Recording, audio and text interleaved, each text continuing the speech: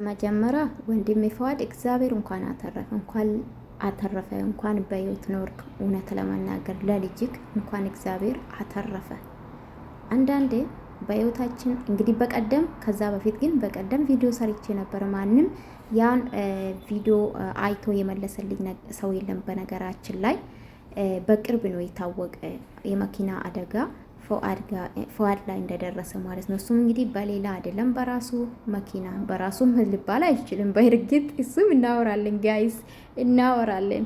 ባልና ሚስት እኮ ማላን ገባን ብለን ነው እና ፈዋድዬ እንኳን አተረፈ ወንድሜ፣ የኔ መልካም ወንድም ማለት ነው። አይዞክ።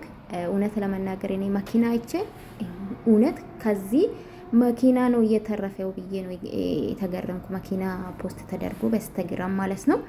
በጣም መኪና በጣም ነው ምንድነው ተጨፈለቀች። አይገልጽ ጋይዝ ከአገልግሎት ውጭ ሆናለች። የኔ እናት ፍቅርዬ ላብሽ የተሰደፍሽበት ቤተሰብሽ አልቀራ። አይ ፈዋድ፣ በነገራችን ላይ ፈዋድ ማለት ነው ፍቅርን ይቅርታ በደንብ ብትላት ደስ ይለኛል። ባይሰው ማለት ነው ይቅርታ ብትላት አንተ ማለት ባትበድላትም ይቅር ብትላት አሪፍ ነበረ ብዬ ነው ማስበው። ለህይወትክም ደስተኛ ትሆናለህ፣ ንጹህ ትሆናለህ። እና አንዳንዴ በህይወታችን አንድ ነገር መልካም ይሁን መጥፎ ይሁን የሚያስደስትም የሚያስከፋም ሲመጣ አሜን ብላችሁ ተቀበሉ። እግዚአብሔር ይመስገን ብላችሁ ተቀበሉ። ሊያስተምረን ሊሆን ይችላል። ገባችሁ? እንድናስታውስ ፈጣርን እግዚአብሔርን ስለረሳም ማለት ነው። በጣም በዚህ ሰዓት ሰው ላይ ግፍ ስለምንሰራ ማለት ነው። እኔ አላቅም ፈዋድ በድላት ፍቅር ትበድሎ የማውቀው ነገር የለም። ግን እኛ ባየኑ ግን ፍቅር እንደተበደለች ነው የማውቀው። ለምን ካላችሁ የእውነት ለምን ካላችሁ አውርቼ አላቅም አይደለም። ለምን ካላችሁ ይሄ መኪና በማን ብር እንደተገዛ ታውቃላችሁ? ለዛም በብድር ነው ተገዛና ይኸው አያችሁ። እኔ አንዳንዴ እግዚአብሔር ነው የምላችሁ ሰው አስቀድም የምላችሁ ለዛ ነው። በህይወታችን ሰው ብናስቀድም አሪፍ ነው ብዬ አስባለሁ።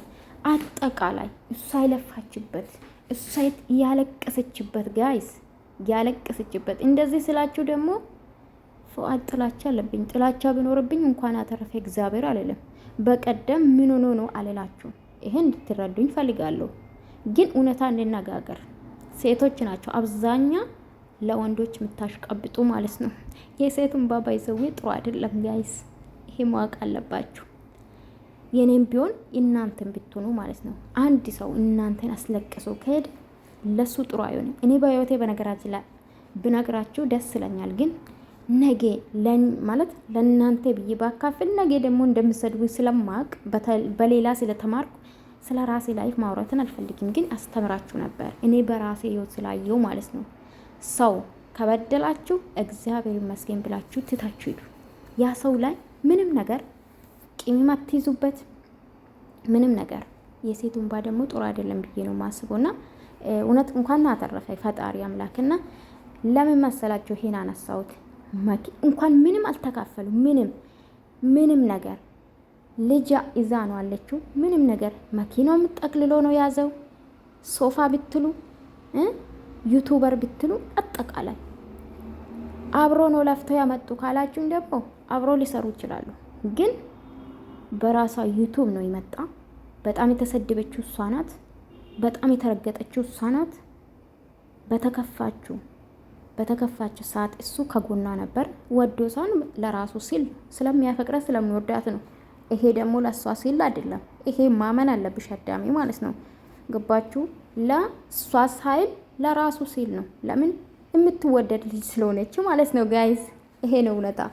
ፍቅርዬ የምትወደድ ልጅ እንደው እግዚአብሔር ይጠብቅሽ። እኔ ምን ሆኖ እንደጠፋ አላቅም ጋይዝ፣ ምን አጋጥማት እንደጠፋች ግን ፈጣሪ ወቆ። እኔ ቢሆን ስልክ ቢኖርኝ በየቀኑ ነበር የምጨቀጭቃት ጌታን። ምን ሆና እንደጠፋች ብቻ ማወቅ እፈልጋለሁ። ስልኳን ያላችሁ ቢያንስ ብትልኩልኝ ደስ ይለኛል። እንደ ሌሎቹ ብዙ ማለት አላስጨንቃትም፣ ግን ደህንነቷን ባቅ ደስ ይለኛል። እና ፈዋድዬ እንኳን አተረፈ፣ እንኳን እግዚአብሔር ለዚህ አበቃ። ሊያስተምርክ ነው፣ ያ እውነት ሊያስተምርክ ነውና ማናት ሶፊ ያወራችሁ ነገር በጣም ገርሞኛል ጋይስ። ለምን እንደገረመኝ ልንገራችሁ። ግን ጋይስ ልጠይቃችሁ፣ የእውነት ነው የተጋቡት? እኔ እኮ ዩቱበሮችን ማመን ያቁም ያለው ጋይስ። የእውነት ነው የተጋቡ? እግዚአብሔርን ፕራንክ ነው የሚመስለኝ እስከ ዛሬ ማለት ነው። የራሱን ላይፍ ጀምሯል ምናምን ስትል ነበረ እንደ ሚስቶና። ኤንዌስ እንግዲህ የራሱን ላይፍ ጀመርም አልጀመርም እኛ አይመለከተንም። ግን ከማን ጋር ልታያይሽ እንደፈለግሽ አላቅም። ከላይፉ ጋር ምን ያገናኛል? ሲጀምር ደግሞ እውነት የሚያስፈራሩ ሰው ካለ እንዴ ህግ ያለበት ሀገር እኮ ነው አላችሁ። ለዛም አዲስ አበባ ውስጥ ማለት ነው ሲያስፈራሩ ሪካርድ አታርጉ። ዩቱበሮች አይደላችሁም? ሪካርድ አርጋችሁ በመረጃ ፖሊስ ጋር አትሄዱ እንዴ? ፖሊስ ጣቢያ አትሄዱ? ባደገ አገር ውስጥ ቁጭ ብላችሁ ማለት ነው። ይሄ ሳይፈጠር ሲጀምር ደግሞ የሚያስፈራራ ሰው ለማግኘት ምን አስኬደው? ይሄናል ምን የትኛው አምባ ምንድነው? የትኛው ጠቅላይ ሚኒስትር ነው እንዴ? ማን ነው? ፉአድ ዲታው እንጂ ጋይስ፣ ማን ነው የሚያስፈራራ? ተው አታያይዙ። ተው እቺ ልጅ ለመጣል አሁንም አትሞክሩ። የእውነት ህዝቡ ወደ ፍቅር ነው አዞረ። ይሄ ደግሞ ጥሩ አይደለም። ልጇን ታሳድግበት እና እግዚአብሔር እንኳን አተረፈ ወንድሜ ማለት ነው።